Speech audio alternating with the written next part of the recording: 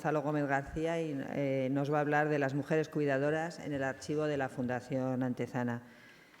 Como él explicará lo que es la Fundación, para mí es un sitio muy especial de la Comunidad de Madrid, por eso hemos querido hacer esta ponencia. Él es doctor en Historia por la Universidad de Alcalá, máster en Egiptología y licenciatura en ADE por la misma universidad. Sus líneas de investigación han abordado especialidades como la historia de la ciencia, la historia moderna, historia antigua y medieval, así como historia de la medicina, farmacia y enfermería. Profesor doctor en la Universidad Francisco de Vitoria desde el año 23. También ha trabajado en el curso de Historia Antigua Egipto para la Universidad de México y como profesor honorífico en el Departamento de Historia de la Universidad de Alcalá entre los años 21 y 22. Anteriormente impartió clases como profesor en la Universidad ¿cuál es la Complutense? No, la Universidad, la de Comillas, ¿sí? Y en los estudios humanísticos ULADED.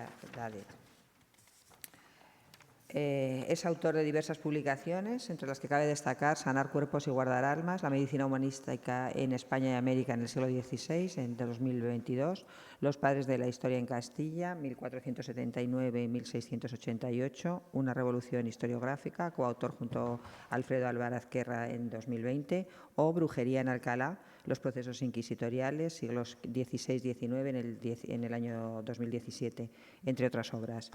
En su labor de divulgación histórica, además de su participación en numerosas conferencias y jornadas, desarrolla el programa de radio con Bluetooth Desvelada en Onda Cero y gestiona la cuenta de Instagram El Templo de la Historia. Tienes la palabra.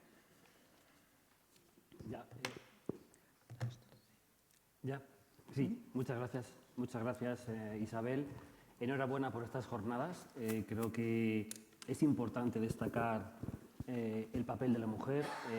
Lamentablemente los historiadores a lo largo de la historia, por decirlo de alguna forma, no han sido capaces de poner el papel de este tipo de mujeres que estamos hablando, que parece que no han pasado a la historia, pero son mujeres que han hecho historia, ¿no? Y yo les quería hablar del Hospital de Antezana, porque su archivo, que fue una especie de regalo que yo recibí siendo historiador, nos ha dado mucha información sobre la profesionalización de las enfermeras en el siglo XVI, ¿no? Es un archivo que se conserva desde 1419 hasta la actualidad, porque el Hospital de Antezana de Alcalá de Henares hoy en día es una residencia, sigue teniendo un fin sanitario, con lo cual es un archivo vivo, interesantísimo. Y bueno, pues a mí como historiador se me ofreció una especie de colaboración, organizar, clasificar el archivo, etc. Y los documentos se habían cerrado en el siglo XIX. Se habían metido en alpacas, toda la parte antigua, habían metido una especie como de alpacas de paja, y estaba muy deslavazado todo, ¿no? Algunos libros, etc. Y bueno, pues encontré ciertos documentos que ahora voy a exponer que dieron pie a una propuesta sobre la institucionalización de la enfermería profesional en el 16. ¿Cuál es el contexto que además nos han adelantado la profesora Ángela de la Universidad de Castilla-La Mancha y Ángeles y Beatriz, ¿no? Que nos han hablado ahora del archivo de protocolos? Estamos en ese cambio de pensamiento en el siglo XV, a finales del siglo XV, en el que incluso la corona de Aragón nos está adelantando, ¿no? a la parte de Castilla en cuanto a la asistencia sanitaria. Aparecen las primeras enfermeras en el Hospital de San Antolín de Palencia o en la Santa Creu de Barcelona, ¿no? Las primeras disecciones que se autorizan en el Hospital de Guadalupe. Está generándose una nueva mentalidad, ¿no? Es decir, acercarnos al cuerpo y alejándonos de ciertas supercherías, ¿no? Nos hablaba ahora Ángeles, creo, a Beatriz, que nos hablaban precisamente de esas supercherías, como el siglo XVI fue un siglo bisagra, ¿no? De una folk medicina y una medicina científica, cómo se iba cambiando de una a otra. Es interesantísimo el siglo XVI. También pasa con las enfermeras, ¿no? Enfermeras, algunas brujas que les interesa la disección de cadáveres para aprender y hacer curas precisamente para la cura de los cadáveres, ¿no? Esta mentalidad es interesante porque Juan Luis Vives, en su obra sobre el socorro de los pobres, nos habla de que hay que recuperar la dignidad del pobre y del enfermo. Con lo cual los hospitales ya no tienen que ser un asilo en el que ir allí a comer y a morirse. como era un pensamiento casi en la Edad Media, ¿no? Había instituciones religiosas que cuidaban y atendían de una forma excepcional, nos lo ha contado Ángela. Y la mayor parte de los hospitales eran asilos de pobres. Uno iba allí porque no tenía otro sitio donde estar.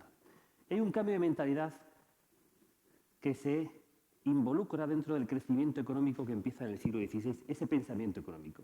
Es decir, si el enfermo se reintegra en la sociedad, va a ser un elemento útil en la economía. Pero no es solamente eso, porque eso sería un homo economicus, que es lo que tenemos hoy en día, ¿no? Una desnaturalización, sino que era un homo humanitatis, ¿no? Una persona humana que entendía a la otra persona, ¿no? Con lo cual había que devolver la dignidad al enfermo y al pobre que la había perdido, ¿no? Hoy en día la enfermedad la tenemos como algo muy común, pero en aquella época perdías tu dignidad, ¿no? Pues las enfermedades estaban mal vistas, la pobreza estaba mal vista. Había que devolver esa dignidad. Con lo cual, hay un cambio de mentalidad a finales de la Edad Media y al principio del siglo XVI, en esas décadas interesantísimas, en las que tiene lugar la profesionalización de la asistencia sanitaria, ¿no? De la sanidad. Y ahí están incorporadas las enfermeras y los enfermeros. ¿Por qué? Empieza primero el contexto, a cambiar el contexto, la mentalidad, y a crearse una serie de hospitales con una estructura sanitaria. Estos hospitales no es solamente el físico que va de vez en cuando, que pasa por allí a atender a los enfermos de vez en cuando, sino que tiene que realizar una serie de visitas obligatorias todos los días.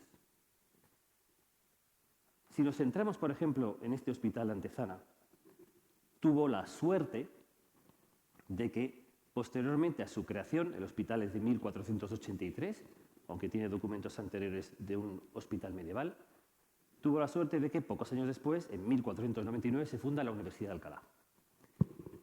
¿Cuál es la intención de Cisneros? Que se forme en la teología, el derecho y la medicina. Pero para estudiar medicina, derecho y teología, tendrían que hacer el bachillerato en artes y filosofía, como nuestro actual bachiller, igual. Pero en aquella época era bastante más duro porque había que incorporarse a la edad adulta, un tema que hoy es bastante interesante, ¿no? Cómo se incorporan nuestros jóvenes a la edad adulta. Y en aquella época tenía que ser precisamente con la formación humanística de Aristóteles, que es lo que se estudiaba. La filosofía moral, la economía, la política, la ética, la observación de la naturaleza, el bachiller en artes y filosofía, que eran 3 años. Y de ahí ya estudiabas medicina, derecho o teología. Por eso eran médicos humanistas, porque habían estudiado previamente cómo entender a la otra persona. Una estructura de razonamiento previo. La creación del pensamiento científico, una estructura mental para poder deducir. Con lo cual se está incorporando una profesionalización de la medicina en los nuevos hospitales, que proviene de las universidades. Y curiosamente, en este hospital de Antezana nos encontramos con la estructura de un médico, de un cirujano, de un barbero, que no es la misma persona que el cirujano, de un enfermero y de una enfermera. Empiezan, porque antes eran las amas, las que cuidaban, o las mozas, llamadas no de forma despectiva, mozas. Y el título de ama o madre es muy interesante porque permanece durante siglos como las principales personas que de forma práctica gobiernan un hospital. Estaban las cofradías, podrían ser hospitales gestionados por los concejos, pero había un personaje que destaca en la historia de muchos hospitales en la península y en América, de la monarquía española, que es el ama o la madre, que es la que manda, la gobernanta, porque tienen cierta cabeza para estructurar y poner a los médicos, a los cirujanos, a los enfermeros, a los boticarios, la aplicación de las medicinas, etc. ¿Vale? El ama o la madre. Y empiezan a aparecer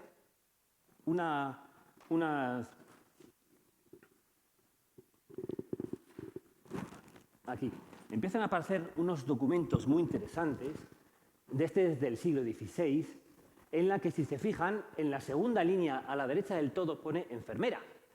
Es a la de Murga, pone el hermano Jerónimo van de pagar a la de Murga, Murga es el padre, se apellida Murga, enfermera de este hospital. A cuenta. Es decir, empiezan a aparecer una profesionalización de mujeres que son solteras. ¿Cómo? Porque aparecen en las escrituras que en las salas de mujeres, que ya empiezan a separarse, aunque existen hospitales específicos para mujeres, como el de 1500 de la Pasión de Sevilla, atendido por monjas, pero en los hospitales mixtos empiezan a aparecer las separaciones, es decir, no había, como en Madrid, un hospital de hombres y un hospital de mujeres, ¿no? Sino que en ciertos hospitales de ciertas villas se separan en salas y que a las mujeres solo las atienda una mujer que es la enfermera. Es decir, que parece ser, que es una de las propuestas, que se crea el cargo de enfermera para mantener la intimidad de la mujer y cuidar a la mujer. Es muy interesante que empiece a aparecer esto, porque estas enfermeras que aparecen desde mediados del siglo XVI en el Hospital Antezana, hoy en día tienen su continuación. Hoy en día hay técnicos sociosanitarios y enfermeras en este hospital, ¿no? Con lo cual nos da una idea bastante, bueno, sobre todo curiosa para ver esa evolución desde el siglo XVI como enfermeras profesionales. Bien, vamos a ver también este documento. Hay un montón de documentos, me he traído solamente 3. Este, si ven abajo, que son los libramientos, los pagos, que pone Ana Pérez enfermera en 1637. Se lee muy bien. Bueno, les puedo asegurar que desde el siglo XVI hasta principios del siglo XIX, en que todavía sigo con esa investigación, los sueldos de las enfermeras son los mismos sueldos que los enfermeros. Las cobraban exactamente igual, lo mismo. No tenía sentido. Bueno, entonces no tenía sentido que fuera diferente, ¿vale? Y otra, para que lo vean, este es de 1749, que también van a ver que es del salario de la enfermera. Lo pone abajo. Enfermera Ana Nieto. ¿Vale? ¿Cómo actuaban estas enfermeras que empiezan a profesionalizarse? Porque además algunas terminan casándose con los enfermeros. Otros incluso que se casan, se va viendo la evolución, ¿no? Hablan incluso del carácter que tenían, de la disposición que tenían, y se empieza también a generar la figura de la enfermera jubilada. En el siglo XVII aparece como jubilada, con ese término, se le sigue pagando por los años que ha trabajado, y a la vez esa mujer, que se le sigue pagando, va enseñando en los ratos que pueda a otra enfermera. Pero ¿cómo empezaron a aprender estas enfermeras? Es decir, ¿qué hacían ellas? En la forma práctica, ¿qué hacían? ¿Atendían? ¿Curaban las heridas? ¿Cómo aprendían ellas? ¿De quién aprendían? Pues lo que nos muestra al final todos los documentos de estos hospitales es que las enfermeras acompañaban a los médicos cuando los médicos hacían las curas. Es decir, que evidentemente ahí es donde estaba el aprendizaje, sobre la marcha. Nos hemos encontrado con enfermeras que no saben firmar, y a los 10 años el mismo libramiento de la misma persona que ya firma con su nombre. Hay un acompañamiento, ¿no? Aprendían directamente de los médicos, catedráticos, en este caso de la Universidad de Alcalá, catedráticos de medicina. ¿Por qué? Porque el médico, por ejemplo, iba por las mañanas de 7 a 8 y por las tardes de 2 a 3. Y el resto del tiempo el médico no estaba. Estaba en clases o atendiendo a otras personas. Y los enfermos y las enfermas estaban con el enfermero o con la enfermera, que dormían en cuartos adyacentes. Es decir, prácticamente dependían del enfermero y de la enfermera. Con lo cual, imagínense la responsabilidad y la conciencia, que en aquella época era una palabra que se utilizaba mucho, afortunadamente, y lamentablemente hoy, la conciencia, ¿no? Es decir, no podían quedarse sin saber absolutamente nada. Con lo cual, se demuestra que tuvieron un gran interés, un grandísimo interés, en aprender de los médicos, de las curas. De las curas de los médicos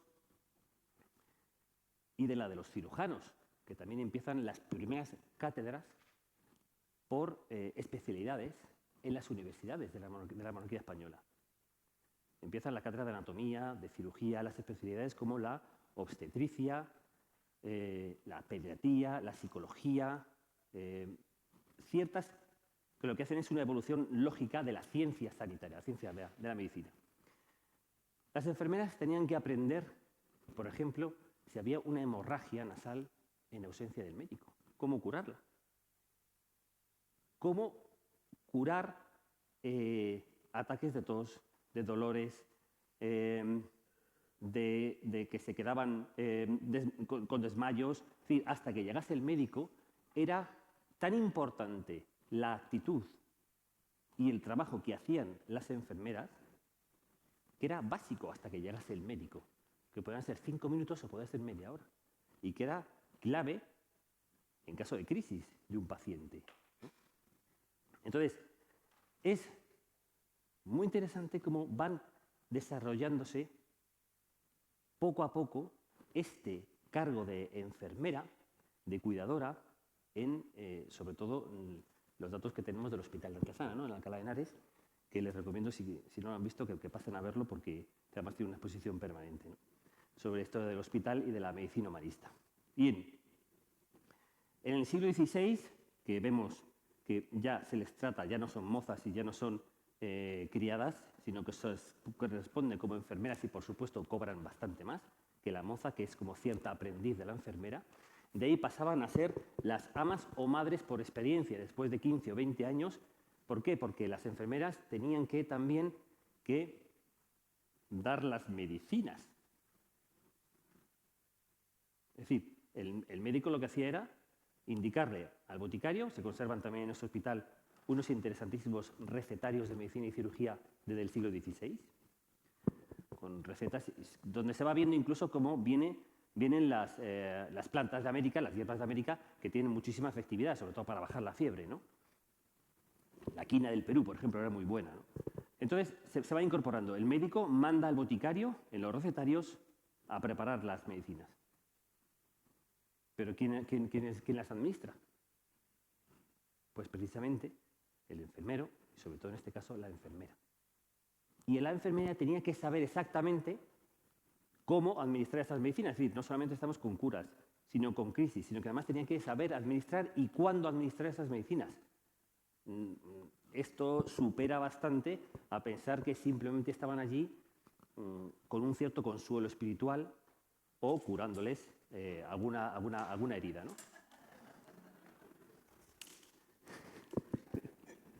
¿Vale? Es muy importante ver que al final el gran conocimiento que tienen que adquirir a lo largo de los años incorporaba el de la medicina, el de la cirugía, el del boticario, todo esto, y aplicado de una forma la más lógica posible, respondiendo a la ciencia. Ellas administraban las medicinas, ellas curaban en caso de ausencia del médico, etc. Y hay una evolución, como se va viendo desde el siglo XVI, el aprendizaje con los médicos, como en el siglo XVI precisamente, que es sobre todo en la segunda mitad, el gran auge de la medicina científica, con esa generación dorada de médicos que hubo destacando, y perdónenme que tire para la tierra de Alcalá de Henares, ¿no?